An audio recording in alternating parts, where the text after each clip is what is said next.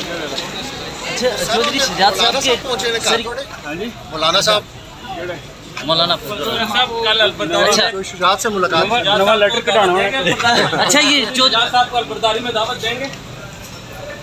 चौधरी शहजाद साहब की आज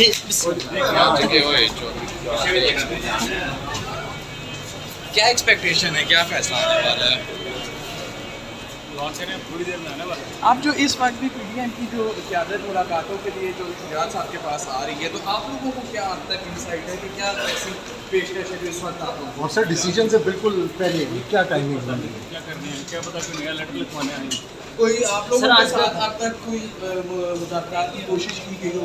सर, किसी- साहब के साथ कोई मुलाकात हुई? सर किसी लेटर का कोई फायदा है सर इस वक्त? सर क्या समझते हैं आप? कानूनी तौर पे क्या समझते हैं, किसी लेटर को कोई फायदा हो सकता है? ज़हनी तौर पर तैयार हैं आप मज़ीद एक सरप्राइज के लिए लेटर की सूरत? एक मिनट